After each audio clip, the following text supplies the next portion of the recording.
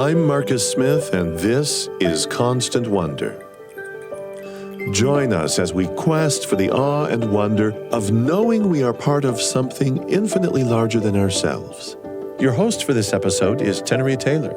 In the southwest of England, I met up with a surfer and we talked flow state. Not just a feeling he gets when he's riding the waves on a surfboard. He's all about the flow of life.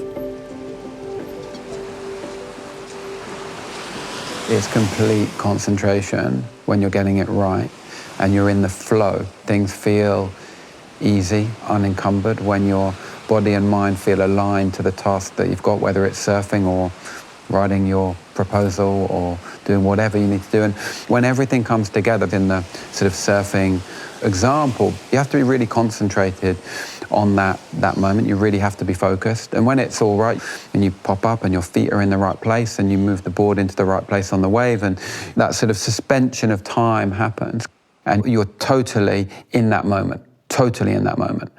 And I think that is a really enriching and nourishing experience. That's surfer Hugo Tagholm. Now, he's not a professional surfer, but he spends enough time riding the waves that when we were standing on the beach at Newquay in Cornwall, England, he could make this connection between the weather at sea and his own body. Often the best waves are generated by storms far out at sea.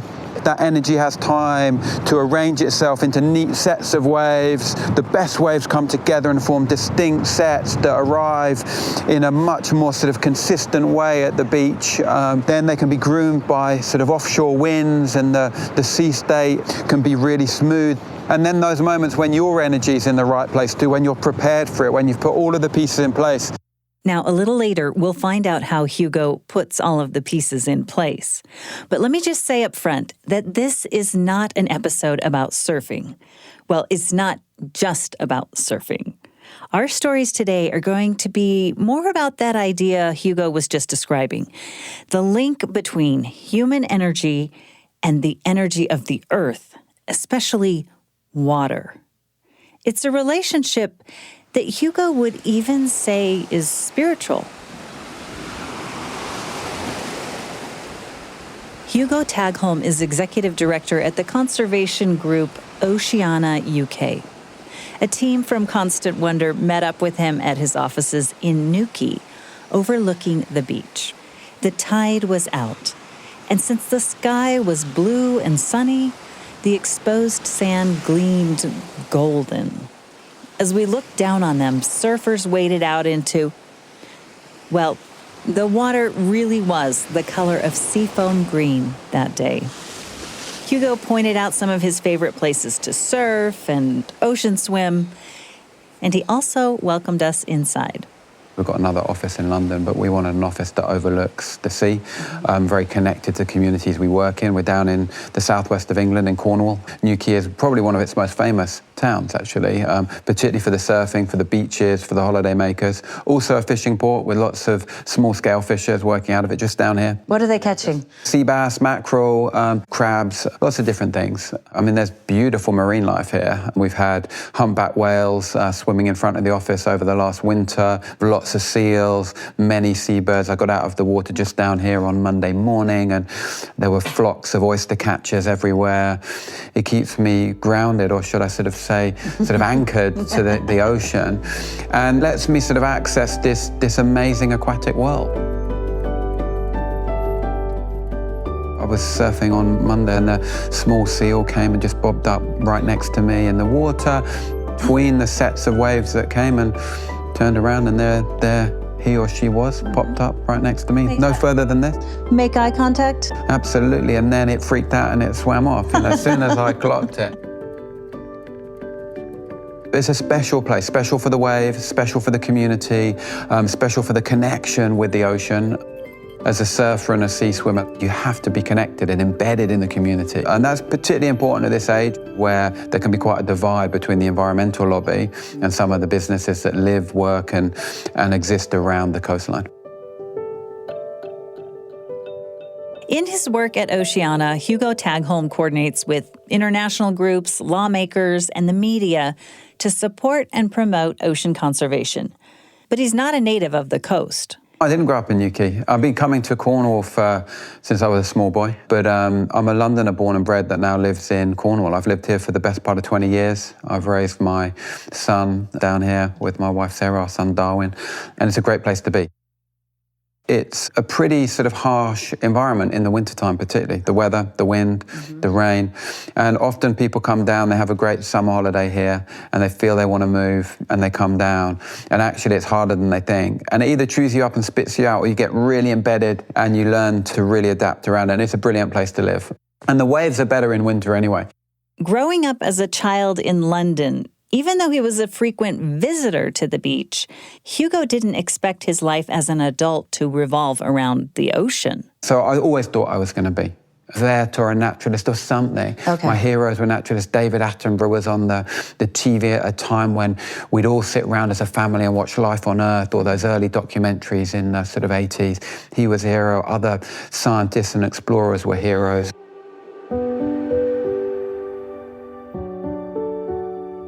I have always been passionate about nature and the sort of wild world around us. As a kid, I endlessly collected things, you know, whether it was on the beach or in the woods or anywhere. Broken birds' egg shells, you know, shells on the beach, rocks, snake skins, whatever I found, I was fascinated by, and I sort of documented and collected all of that.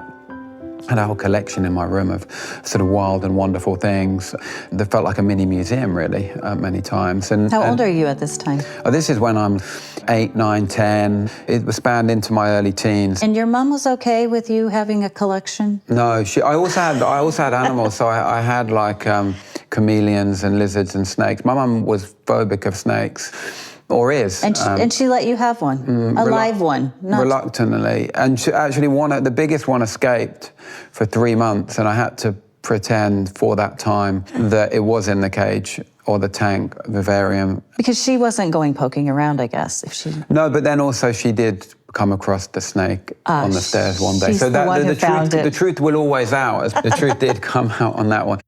Did I hear you say once that your teacher brought your entire class to your bedroom? Yeah, I'm not sure if that is like a sort of a cool thing or not, but yeah, my class did come to my room because I had so many interesting things and they wanted to see them. I think at the time, I probably thought it was okay. I mean, this was in junior school, so I was pretty young, but now, yeah, it sort of seems bizarre thinking about it. It wouldn't probably happen these days. But it was a thing. Amazing. It was a thing that happened.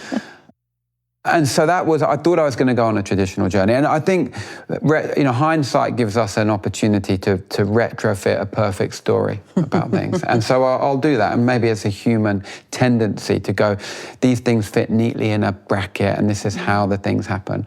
But I do also believe that you sort of make your luck and you often end up where you're meant to be. Hugo's childhood passion for the natural world became more focused as he got a few years older. He fell in love and fell hard for the ocean when he was a teenager spending time in France. I was spending more and more time in southwest France with my family initially and then with friends I made out there. And I fell in love with France, I mean deeply. And I believe that we're sort of, at certain periods of our life, our chemistry is predisposed to falling in love with people and places, to making friendships, a very strong sort of emotional response, to almost galvanize the network of people you need around you in your life. And that happened to me in southwest France. And I made some of my best friends that to this day are my best friends. I was thinking about them just the other day because I pulled out an old cassette tape of a band called In Excess, which I loved at the time. And I opened it up and it had all of everyone's addresses written in it from the first time that we had all met on the beach. And it was a very sort of poignant thing to think about. And so I fell in love with France, and it took me on a massive right-hand turn. I was suddenly like, I'm so into surfing and the beach and the ocean. I so love France, and I was just immersed in it. And so I said, I'm going to pivot. I'm going to do French. And that's what I did. Throughout our chat, Hugo Tagholm returned to this idea of purposeful connection, of bringing focus and fascination and preparation to meet the moment.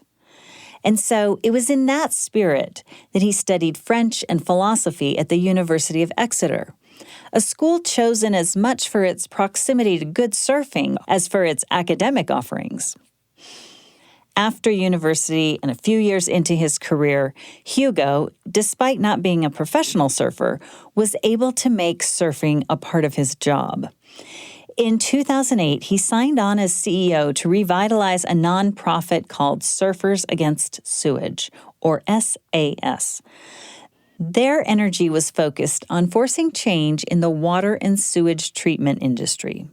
The water industry was not in a great shape. It was a national sort of industry, and there was a lot of sewage pollution going out into the ocean, and it was privatized in 1989, 1990. And part of that privatization meant that there needed to be a lot of investment to stop that sewage pollution. That was part of the sort of mandate of these companies coming in. So this is a historical problem, yeah, that sewage is released into rivers and ocean. Yeah. SAS were sort of well renowned for their sort of campaign stunts and activities to draw attention to this. Tell me about a couple promotion. of them. I mean, you know, people with sort of inflatable turds down on the beach, gas masks and surfboards being waved around to draw attention to the change that needed to happen that was sort of underway with investment from the newly privatized water industry.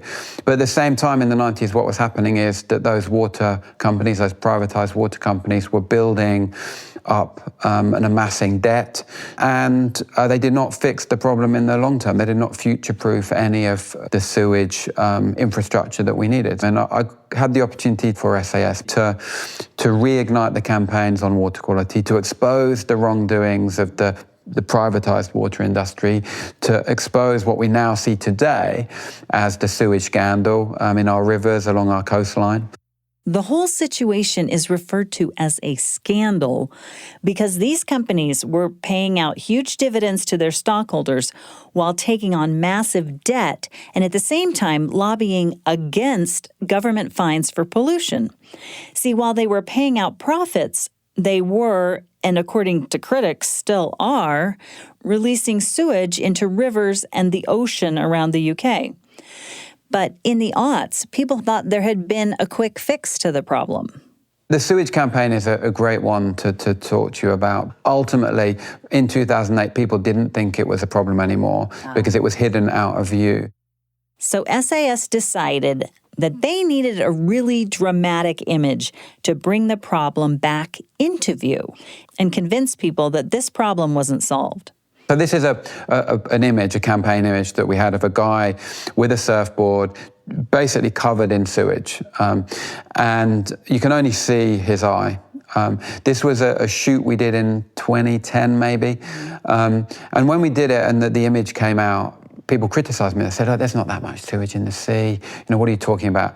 But we knew, I mean, of course, it was a dramatization. And I'll tell you the story of the shoot because it was I'd never name him, but it was a friend of mine who is a very good surfer, like one of the sort of best surfers around, a guy who can ride any size wave, any craft on those waves, and a very nice human being. And I said, come along and do this shoot for SAS, please. And we did the shoot up at the other end of the country with an agency that donated all of their time, all of their creative skills, all of their cameras, all of the equipment, everything to do it. We went up and we got there, and then he realized it wasn't going to be a shoot where he was going to be in some sort of cool clothes and looking amazing. Don this sewage suit. The two makeup artists were covering him in the sewage and applying fake turds and everything to him and toilet paper. And then what was it made out of? It was made out of wallpaper paste and brown food coloring. Anyway, so he was game and he did it. And we were on the beach and I was stood behind the cameramen as they were taking this straight down the lens shot of him in the suit, in front of the sea with the surfboard. And you can only see his eye. And to this day, I look at that picture and I can see the sort of semi-hatred or anger in that eye directed at me. You on the other side of the camera. In a funny sort of way, I see that. It's like, well, how am I on the beach covered in this sewage at this moment in time? And so I really love that shot for that. And I love that shot too because It was the challenger shot. It was leading with that campaign, putting our money where our mouth was, putting our reputations online, say there is an issue. We know there's an issue from these tens of thousands of sewage pipes that are discharging into our rivers and onto our coastline. And I think within campaigning, you've got to be bold enough to be at the leading edge of things. And it turned into what we now see today as one of the top issues of this government and one of the pressure points from the public into the policy-making space. So that was a combination of campaigning tactics, real-time data, new information, health reports, innovative campaign films and stunts, and really bringing the public together behind it. We built a network of hundreds of thousands of people who believed in that movement and wanted to see change, whether they were surfers or swimmers, whether they were dog walkers or beach goers and holiday makers. Everyone felt outraged by the wrongdoings of the privatized water industry, both an environmental scandal and a financial scandal. The populist things we see and the things that make it to the top of the media agenda and into the political sphere, they were once unpopular. And it took people to be committed to them, to invest in them, to make them popular. And of course, lots of people want to jump onto the bandwagon of issues once they emerge. And once somebody's done the hard grind, when it's, But you're going to welcome them onto the bandwagon. No, this is the thing. And this is what I'm coming on to say. Lots of people want to come on board. And that's when you know you've succeeded. Because that's when all of the tide is lifting all of the boats, that it's become democratized, and suddenly the issue is not an organization's, it's everyone's. And I really love that moment. Hugo Tagholm is an impassioned spokesperson for the environment for sure. You can hear the conviction in his voice. But he's not just promoting an idea. Just as he insisted on having an office overlooking the beach so that he could be part of the ocean community, its people, the marine life, the tides and the waves, he thinks we can all refocus our attention in small ways and big so that we're more responsive to our neighbors and to the earth. In his work at Oceana, Hugo, gratefully, he says, doesn't spend much time talking about sewage anymore, but he's still very keen to talk about surfing and the metaphor it is for improving life here on what he calls planet Ocean. More on that coming up. I'm Tennery Taylor, and you're listening to Constant Wonder.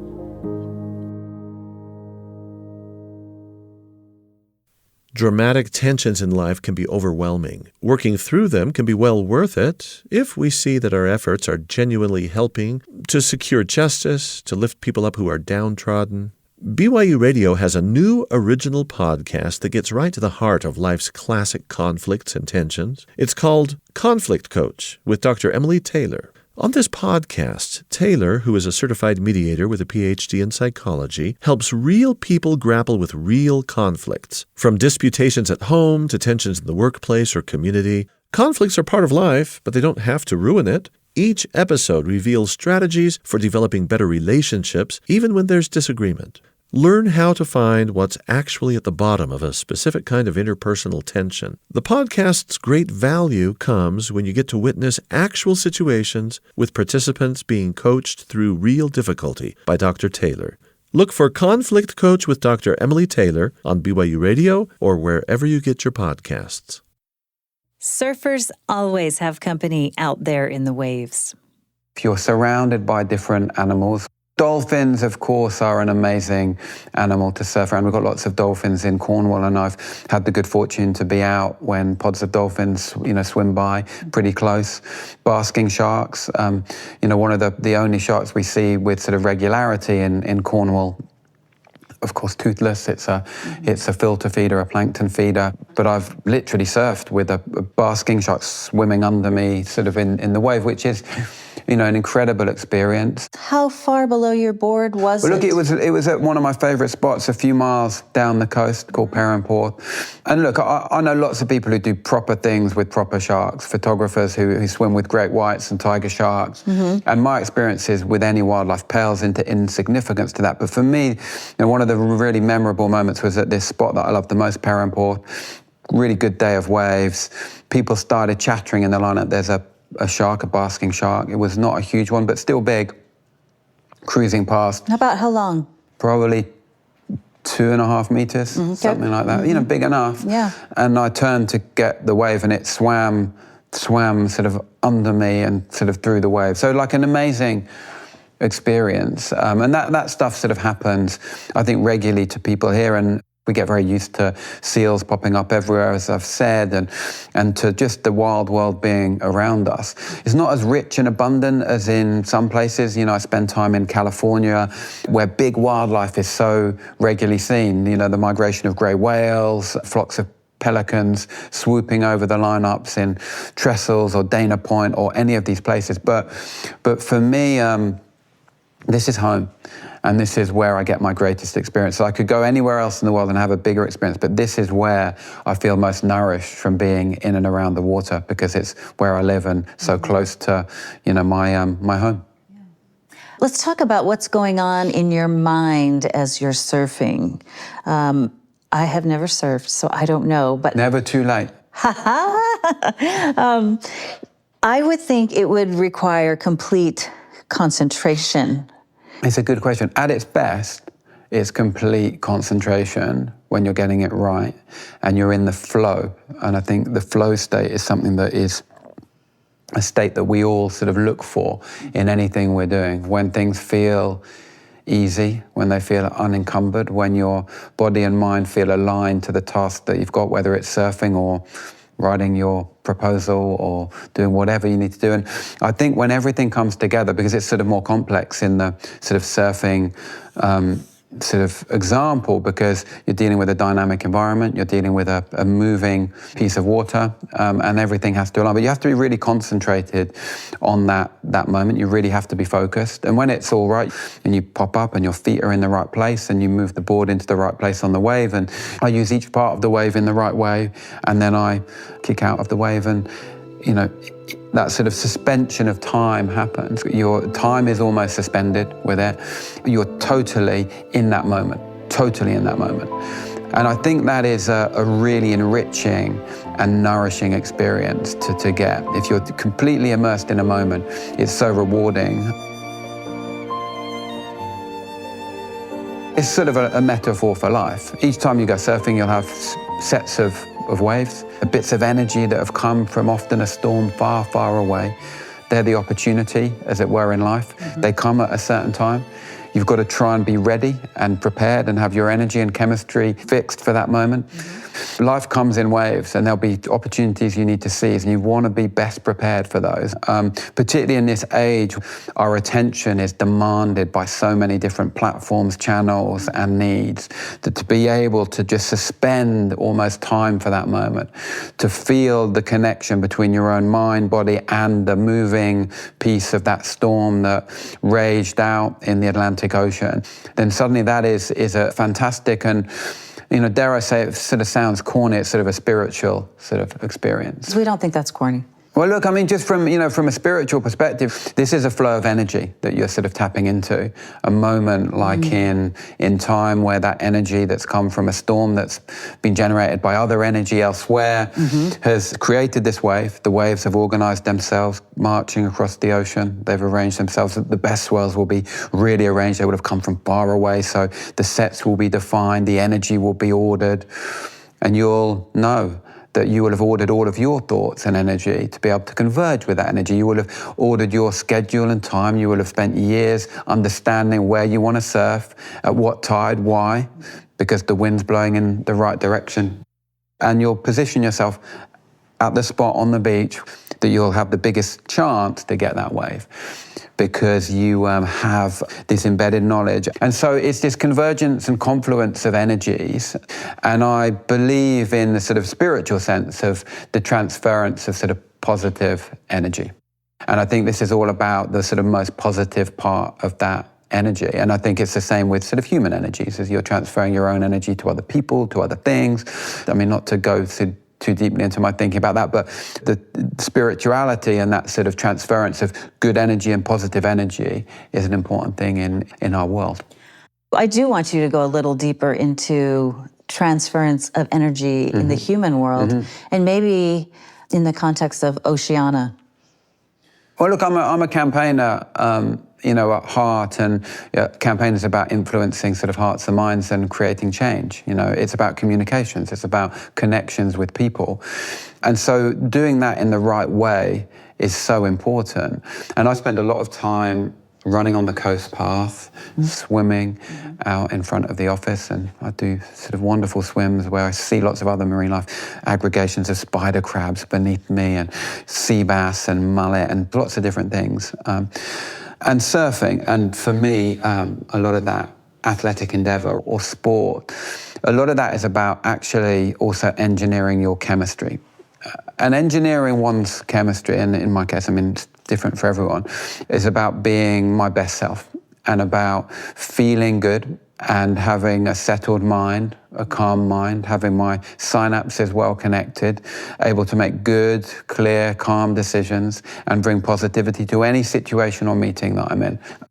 So I'll often do a longer run or a longer swim or a surf ahead of big important moments, whether I'm talking at big conferences or pitching or speaking in Parliament. I'll often do that because I want to turn up as the best person. And why do I want to do that? Because that's how I'll have the most positive impact and how I'll communicate my energy in the best way to affect change and to be the best person I can be professionally, and as a husband, as a father, as a friend to people. And so I really believe in people cultivating and managing their own chemistry, an ecosystem of energy, and being conscious of how they are the best possible version of themselves. I think normally human stresses and challenges are about an imbalance of chemistry internally. And if you can really manage that, you can take control of the external situations. Hugo is hopeful that the energy that he and all of Oceana UK has brought to the cause of conservation, that energy has met its moment. He gave me an example of the work they've done recently to curtail bottom trawling. That's when big weighted nets held open with metal frames. These nets are dragged along the ocean floor to catch bottom-dwelling fish like cod and haddock. In areas that aren't well managed, the seafloor is essentially plowed under by trawling nets. Not only that, in poorly managed areas, 80 or 90% of the catch in these large nets consists of non-commercial fish and coral and sea plants. These are often just discarded, dead, back into the ocean. The UK has about 38% of its seas in marine protected areas, but sadly many of those, 90% of those, are trawled by bottom trawlers. We do... Just ignoring, basically. Well, no, it's permitted. The protection doesn't actually offer protection, which is the public is outraged by. That makes no sense what to does me. it mean if one of the most destructive industries to marine life can operate in those spaces? And Oceana, we've done many exposés on the scale of trawling or suspected trawling in these areas, tens of thousands of hours every year in our supposedly most protected areas of the sea. And that's why... But they're not breaking the law. No. And so we've been challenging the government on this, and we've just had a big success in Scotland because of our work and the work of our allies. We've protected definitely over 50,000 additional square kilometres of our seas from bottom trawling in those marine protected areas. We're about to do another 30,000 square kilometres in English seas. So this is big, tangible, measurable success to limit an industry that is one of the most destructive, as noted by the UK government's own advisors, one of the most destructive and damaging industries to those spaces and to our seabed. I'm really proud of that. A bigger win than even sort of all of my successes with Surfers Against Sewage. Have you seen a change of heart in the public in the last, decade, 5 years? I know that's not as tangible as knowing how many square kilometers you've protected. I think I've seen multiple changes of heart in that sort of time, period. My mindset and my view is global. We live on planet Ocean. The ocean connects us all around the world. The ocean is becoming the zeitgeist or part of the planet that people are really thinking about in terms of conservation now, similar to how the rainforest was in the 1980s. I mean, the rainforest, of course, is still front and center of people's minds too, but the ocean now is a very serious part of people's consideration as the public realizes that a healthy ocean is important, not just for the people and the fishers and the communities that live by the sea, but for everyone, whether you live in London, Paris, Moscow, Berlin, New York, wherever. A healthy ocean is fundamental to our existence. It regulates our climate, it provides the oxygen we breathe, it provides protein for millions and millions of people around the world every day. It's a source of energy. It's really important that we have a healthy ocean that acts as a generator of life and resources for the things that we depend on as a society. And how do we do that? We need to make sure that we don't overfish our seas and take too much too quickly. But you're not opposed to fishing in general, full stop. No. This isn't a one-size-fits-all thing. We're opposed to some damaging parts of the industry and the unsustainable nature of overfishing, but we're actually really supportive of those communities and those allies at the beachfront who depend on healthy seas and who are the lifeblood of those communities and also very knowledgeable in terms of what we need to do and how we need to conserve our seas. So they are our friends and allies. Can you point to a conversation maybe that you had with somebody like that who's a local fisher and taught you a principle maybe of conservation or sustainability? I think of is a woman called Katherine who works on this Sussex kelp recovery project on the south coast of England. Her father was a fisher and is turned environmentalist and saw the damage that trawling was doing to kelp beds off the south coast and the damage that was doing then to fish populations. And with very localized trawling bans that they campaigned for, they've seen the recovery of the kelp there and the return of breeding fish populations and the return of abundance. And this is what needs to happen around the world. This isn't a conflict between environmentalists and fishers. This should be a collaboration of how we achieve those sort of forever fish, really, the fish that will keep coming back. How old's your son? 17 and a half. 17. Darwin, he's called. Yeah. What's your outlook for the world he's inheriting? I hope that we'll be able to pass on a planet that is livable and plentiful to Darwin and his children beyond him if he chooses to have them. And look, I think one of the things I'd say is that we can never lose hope. And it really frustrates me when I hear people being too negative and too binary about the outcome of where we're at, of it being we either completely win or we completely lose, when the truth is it's going to be somewhere in between. And we all need to try and do everything we can to make it a better future for people. I think there's plenty of hope spots around the world where we see the impacts of coming together, the impacts of multilateralism, of good decisions. Let's take one of those in the ocean space, the 1982 International Whaling Moratorium that took, because of countries coming together and that being implemented. There's some countries that, have infractions and don't do the right thing. But that took some whale populations from the brink back to abundance. And that's a good news story. We saw how the pandemic meant governments could actually respond at pace by mobilizing trillions of dollars, creating solutions to the pandemic very quickly. Of course, governments can move at pace in the face of an emergency. And if they need to, they can act faster on nature. They can protect nature faster, they can limit the worst types of business faster, and they can create a new model. So I'm hopeful that there are the sort of lighthouses out there that show us the way to go, that will mean that we can learn from our mistakes, particularly with the ocean, do things in a better way. That was Hugo Tagholm, Executive Director of Oceana UK. We met up with him in Newquay, England. In just a moment, we'll hear from someone who had an experience just up the coast from him, an experience which brought her closer to other people and to the earth. And it was also through ocean swimming. An experience being cradled by the sea. In just a moment here on Constant Wonder, I'm Tenery Taylor.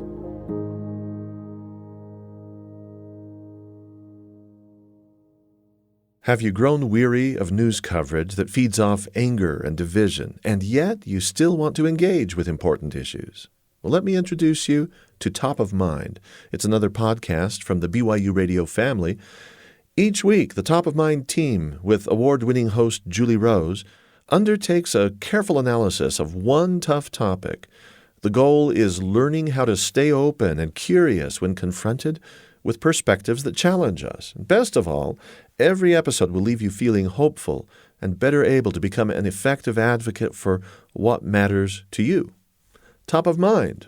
Listen wherever you get your podcasts. We now return to Constant Wonder.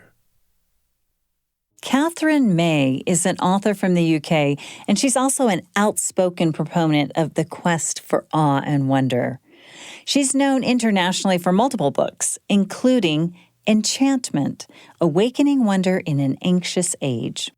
Like Hugo Tagholm, she's an ocean swimmer, and her stories also highlight that kind of connection of human energy through experiences in water that Hugo described to me. And so we wanted to share a couple of her water stories here as a bonus to our conversation with Hugo.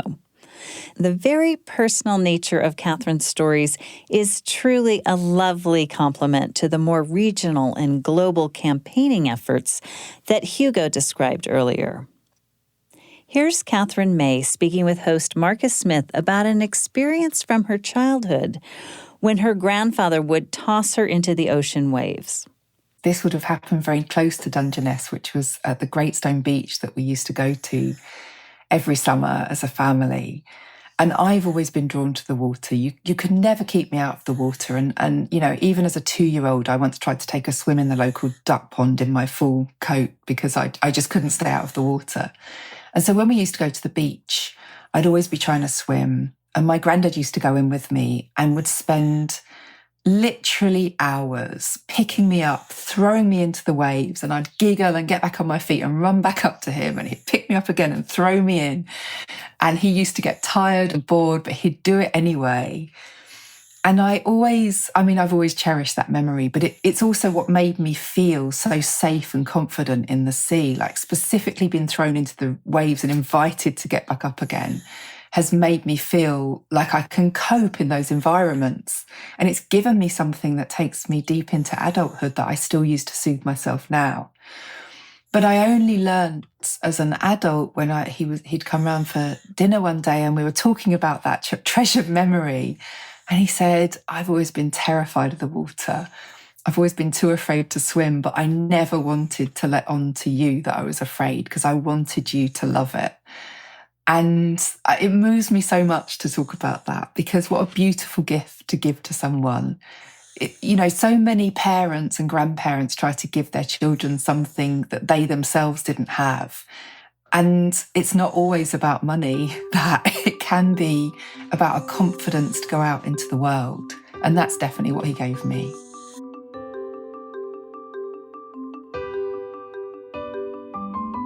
I want to go to the other side of the south of England, way over near Devon. Is it called Hartland Quay?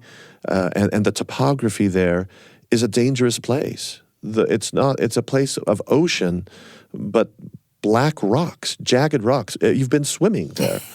That's complicated. It is complicated. And in fact, I've only ever visited Hartland Quay when it's winter. And at that point in the year, the sea is violent. It's crashing onto these jagged black rocks in these great big foaming waves, and there are enormous peaks of water. And I love walking on that landscape. It's so beautiful. It's so wild and rugged, and it feels like you're really surviving something just to walk through it. But my friend moved there. She moved just before the pandemic, and as soon as I could go to see her, I went to visit. And she said, we're going to swim at Hartland Quay. And my first instinct was like, are you sure? She was like, actually, there are no currents running under the water. And I still would never have done it without her. And it also seemed like we were swimming out very far. But we swam out to this zigzag of rock quite a way out through the bay. And it's called Life Rock. We swam out in a group. And what was incredible about that was that the sea is so clear at Hartland Quay. So even as I was swimming, I could see all the way down to the seabed. And once we got to the rock itself, there's a channel in the middle of it, which we all swam into. And there you get rocked rocked very gently by the waves. And everyone's aim was to get to that point so that they could then sway in the middle of the rock. And what an extraordinary experience, because the geology of that area is some of the oldest geology in the UK. These incredible rock formations are such that you can see how at some point the earth has folded on itself into chevrons. And to be lying there cradled by this rock, between life and death, as far as I'm concerned, everything is in that space. And to feel coddled and cradled by it while you watch these ancient rocks from the other angle that you're used to, I will never forget that. Well, when you're there and you're experiencing that, do you think of that place as more than the sum of its physical properties? It is to me, and that's partly because of the people who swim there. I swam with a large group of quite older women who all go there regularly, and they passed on their meanings to me. They passed on the stories they tell about it. They were full of information. You know, as we're swimming along, they're shouting about how old the rocks are, like back at me. And that's part of the specialness of that place, is that these people have gathered together to tend to it by visiting it, by being there, by telling stories about it, by inviting others to come to it. And I felt hugely privileged to have actually swam with that group rather than alone. It made a difference. We were a congregation. Katherine May, author of Enchantment, Awakening Wonder in an Anxious Age. I'm Tenery Taylor. I produced this episode with help from Jess Scoville, Haley Harris, and Mamie Teeples. On-site sound engineering by Trent Reimschussel and Clark Jackman. Studio sound design by James Call. Constant Wonder is a production of BYU Radio.